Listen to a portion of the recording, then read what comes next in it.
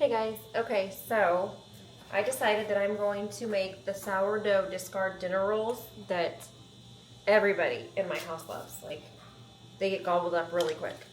So this was at its peak. The starter was at its peak probably last night, and I really don't need any more bread because I've got this loaf on the counter resting that I'm going to throw in the oven in a little bit. I've got 3 loaves of sourdough sandwich bread I made yesterday.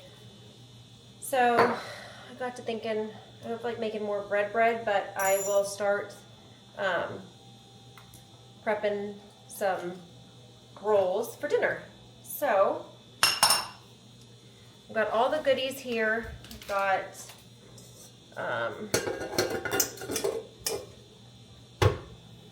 50 grams of sugar already weighed out, 56 grams of butter melted and cooled, and then 2 grams of salt, 350 grams of all-purpose flour, and then I've got my starter here that we're going to use 142 grams of the discard, and that is all. Oh, and the dry packet of yeast that I'm going to use. So the first thing to do, also water. And I love a tea kettle because I use this so often for all my recipes. Like when it comes to sourdough and it calls for warm water, because I just flick it on for a second and pull it off before it boils or anything. But super convenient. So the first thing is, let's see if I can put it this way. Perfect. There's my other loaf just resting. I'm gonna let it rest for 30 minutes and I'm gonna pop it in there to let it rest for an hour in the fridge. Okay, so I've got my KitchenAid mixer here. The first step is to mix 177 grams of warm water in the mixer with 1 packet of yeast. So this is the yeast that I'm using. They want 2 1/4 teaspoons of active dry yeast. So I just gonna put that in my bowl, scale on.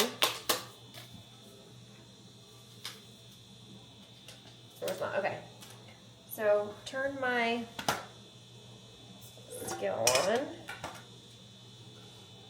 zero that out, and I need 177 grams of warm water.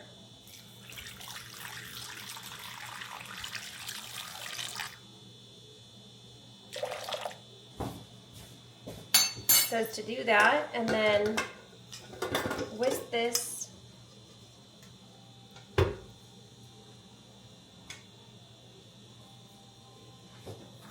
wouldn't hurt if I plugged it in first. Here we go. So it just says to begin whisking in the stand mixer, and then we're gonna let it rest for 5 minutes to give it a little time to work.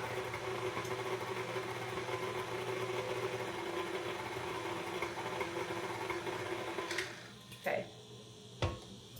Now, just says to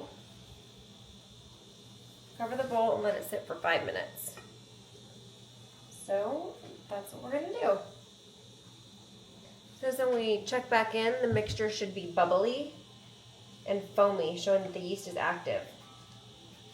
Okay, so I just checked back in. It's been 5 minutes. It is definitely active and foamy, and this is cool. I want to pull it down so you guys can see it, because I've actually never seen this.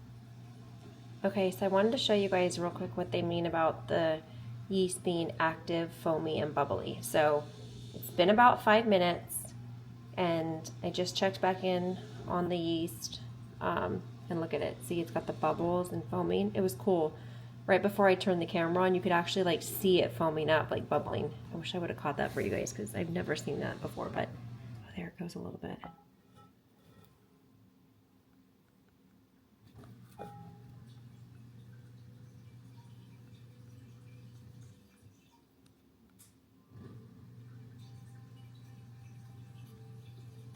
Okay, so the yeast is definitely active and bubbly and ready to go.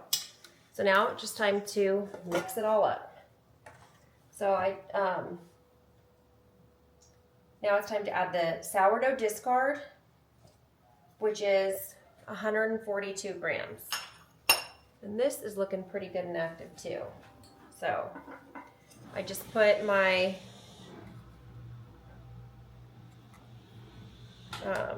mixing bowl with the water and sourdough on my scale again, so I can add 142 grams of the sourdough. But look at that.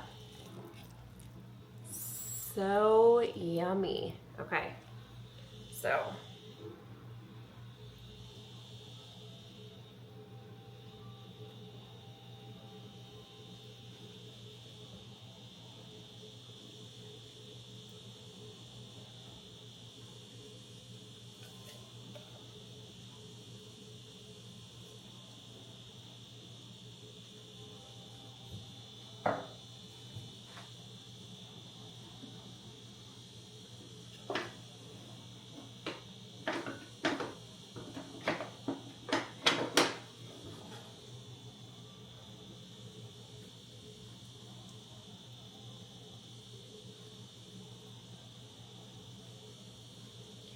so we're at 126.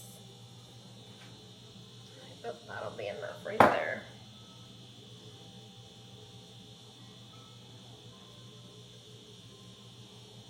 Pretty darn close. We're at 148, so we're gonna go with that. Then I'm just gonna leave this set there for a second because I'm gonna feed it in a sec. So we added 142 grams of the sourdough discard. Now we're going to add 50 grams of sugar.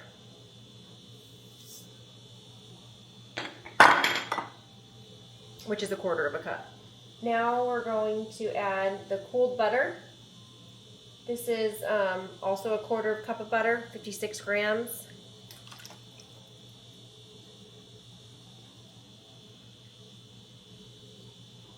And we've got 1/2 teaspoon of salt, which is 2 grams.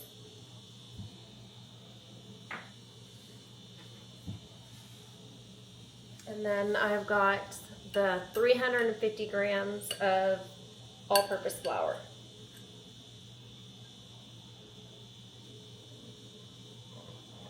Just add that in. Then it says to mix on low for 2 minutes. So it's just turned 11:03, so at 11:05.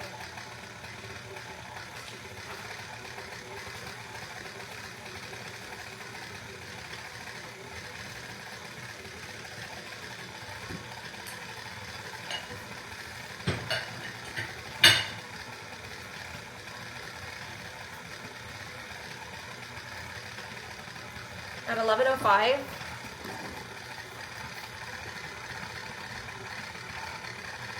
okay, so at 11:05, we're gonna increase the speed on the mixer to a level 2 and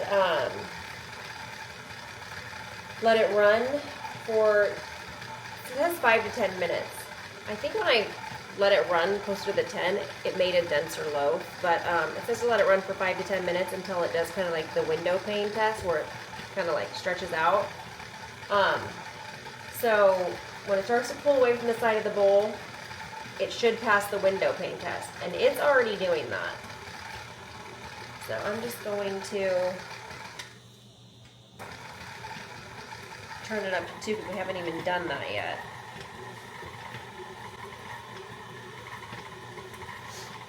And I should have the dough hook, but I don't. I'm just using like kind of a paddle.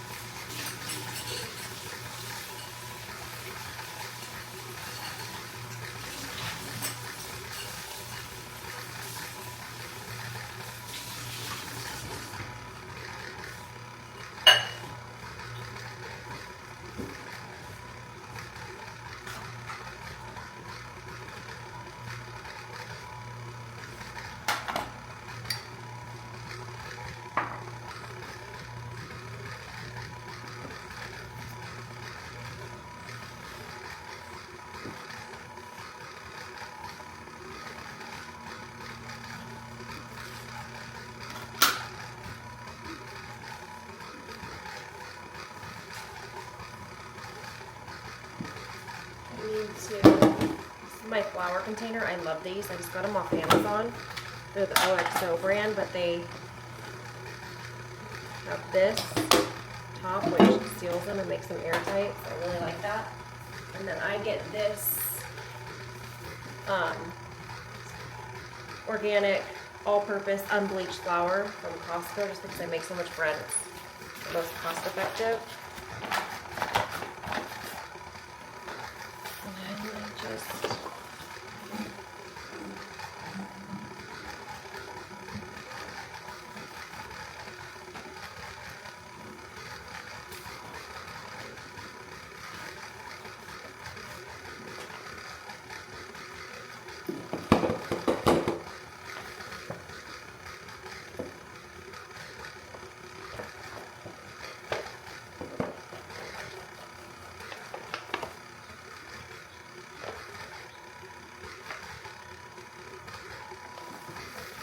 that's all that's going to fit in that one. And this is a 10-pound bag. And there's probably, I don't know, a pound or so left, but perfect.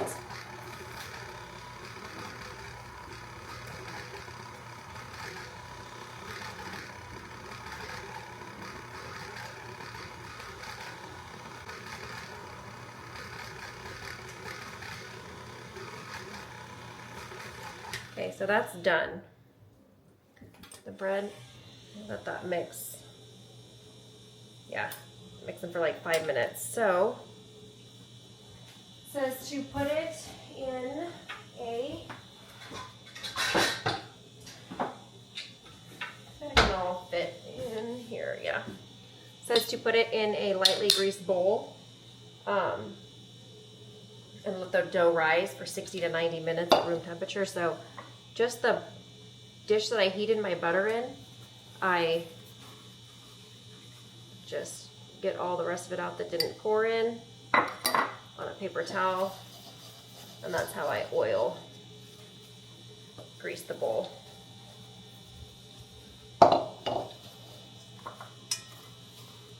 like a charm. Okay, so there's that. Now I'm going to take this out of here.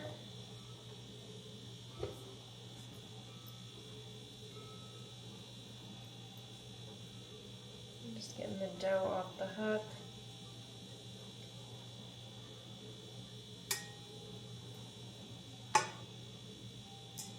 You guys do not understand how yummy these are when they're fresh out of the oven.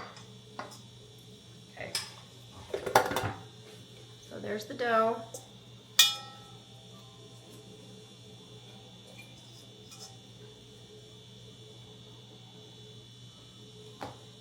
Just plop it right in there.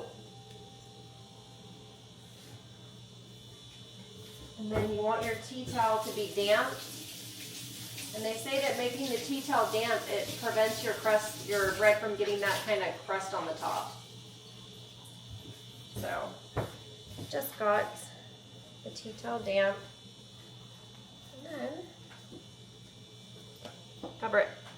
And we'll put that out of the way and let that sit for 60 to 90 minutes. Or until it's doubled in size. And it's cold, especially for here. Like, it's cold right now, so it'll probably take closer to the 90 minutes. And then just cleaning up the little messes that come along with it. And then I'm going to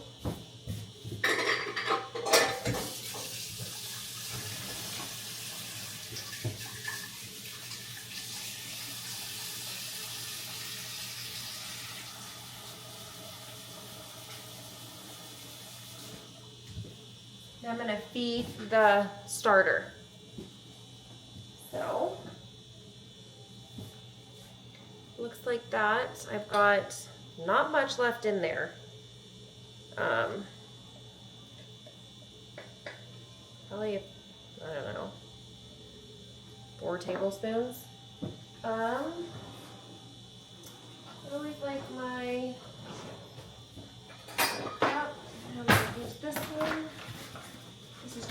plain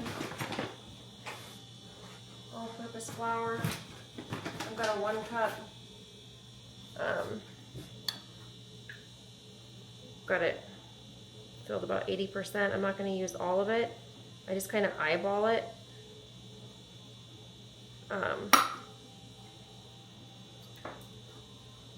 Depending on how much starter I have left, you know, because you want to make sure you give it enough flour and water to actually feed the starter you have.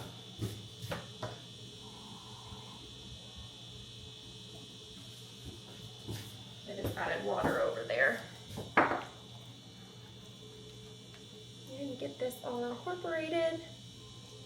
I need to get this other spoon out of there. It makes it kind of hard to mix it all in. Okay.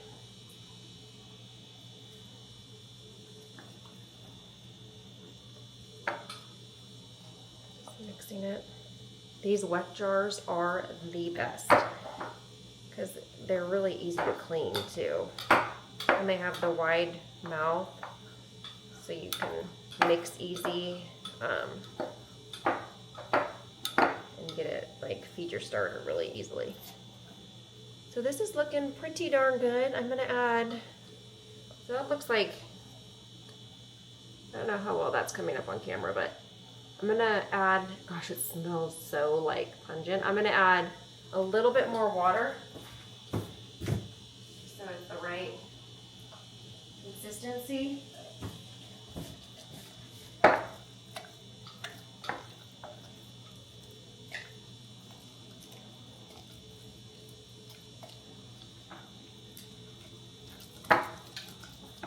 Okay, I think that is about perfection.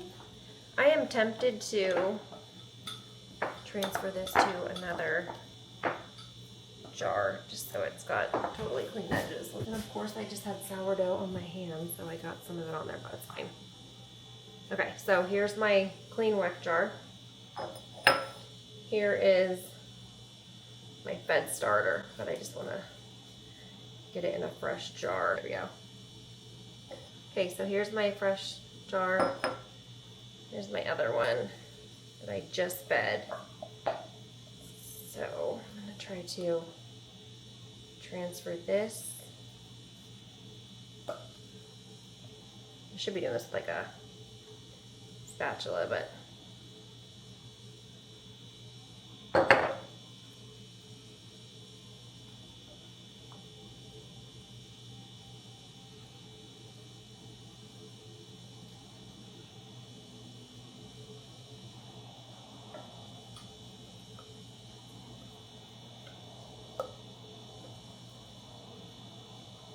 all that goodness out.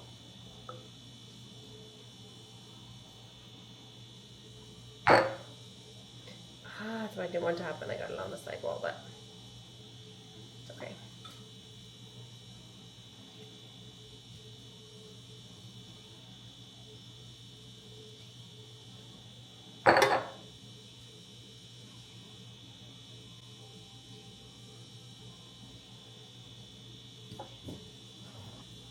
Okay, so it's been fed and transferred to a fresh wet jar. And then I like to put a little Post-it where it was when I fed it so I can see how much it grows. I know like a lot of people do a rubber band and stuff, but I don't even have one in here, and I have the Post-it notes that I use to write my baby's love notes on every morning, so just stuck that there.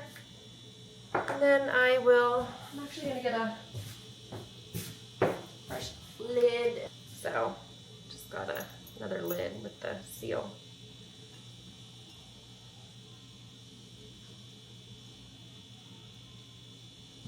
And then I just usually put it in the windowsill just so it's kind of out of the way.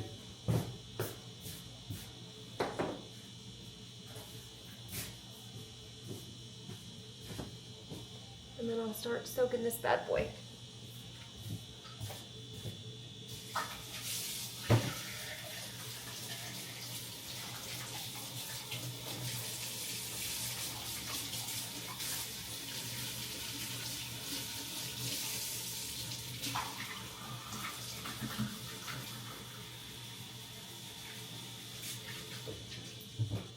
Okay, so I'm letting the discard sourdough rolls dough rest for 90 minutes. And at that point, then I will put it on the counter and shape it into 8 balls, and try to put tension on them when I'm rolling them into balls.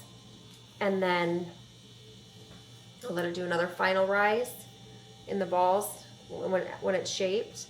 And I'll actually, it calls for that, that second rise to only be for like 30 minutes after you shape them. But realistically, I'm wondering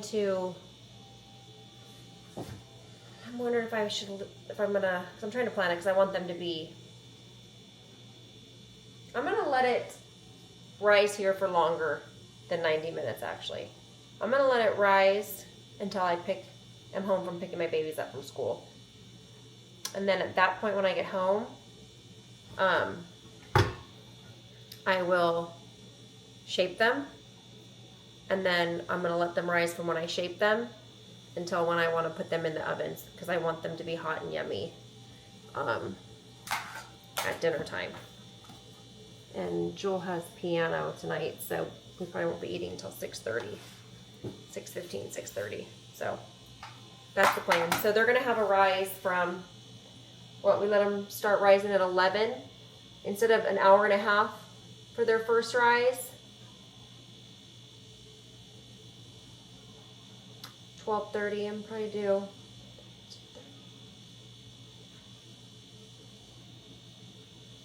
So instead of an hour and a half, they're gonna have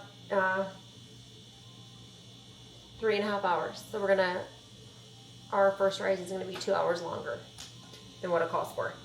But I think it's actually, I'm gonna like it better that way because I made them day before yesterday and I did it right at like the 60 minutes and they weren't and I don't know if it's because my starter's a little bit different this time, but they weren't as fluffy. They just felt more dense to me. I also maybe didn't let the yeast activate enough. I don't know, but we'll see how they turn out today. Okay, I just got back from picking the babies up from school, and this, look at that. I let it rise for 2 hours longer than the recipe called for. That rose a ton. So now I'm just going to lightly flour my countertop, and then I'm going to break it up into 8 rolls. So let's see.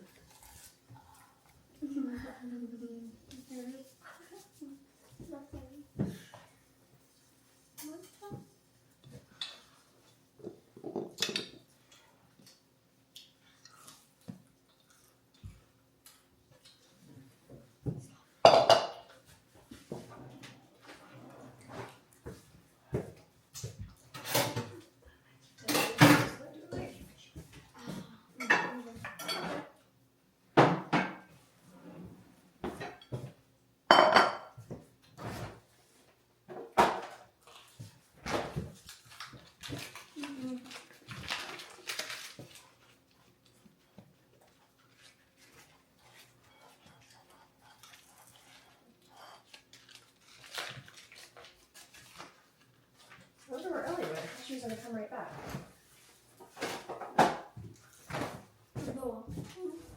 I saw a bunny kit on the Google. Oh, really? Mm-hmm. I'm just going to cut it in half.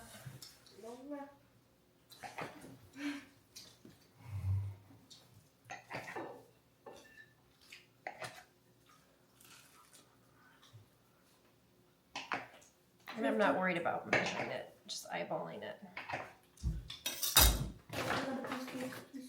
Oh, we both crashed.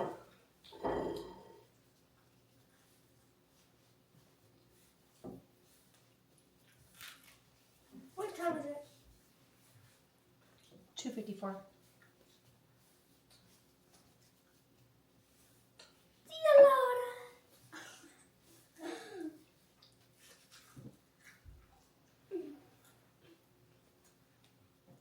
She keeps going on my mouth.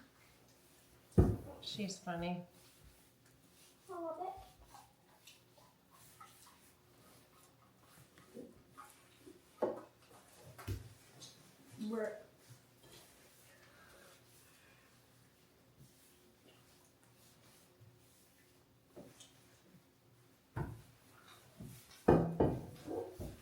Are you guys full now, or do you still need some more snacks? How about you, Joel? I'm good.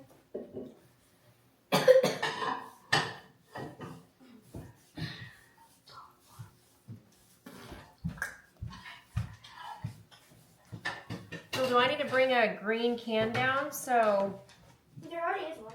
there is one down there? Yeah. By the bunnies? Yeah. I just changed the Oh, today? That's an extra sandwich if you get it. It's just a tiny one, but you guys can have it if you want it. Okay. You guys want it? Let mommy get it because it's hot. Yeah, it's hot. Can you cut it in half? Yes. Heck yeah. Okay, let's see. This That's a big bag. No, girls are not. Okay, let's see. It's gonna be hot. Maybe I need some. Oh, he crashed. Oh, he crashed. Oh, he crashed. I know, so be careful you don't put it in your mouth and burn it. Okay. Yeah, you're already eating it, Joel? This much. Yeah. Oh, that looks so good. That bottom. That's me. Yum.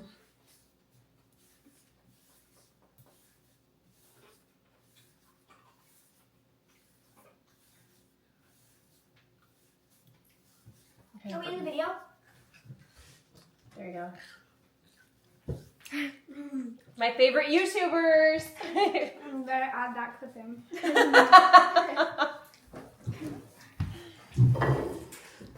Is that good, Bubba? Yeah.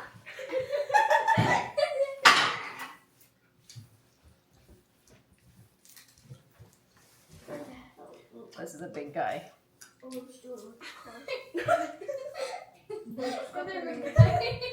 What? What'd you say? My dad sent an email to my to like one of his coworkers, a boss, and said, "Here's our big guy." That's funny. They're probably friends, you know. Okay, so there's the rolls, you guys.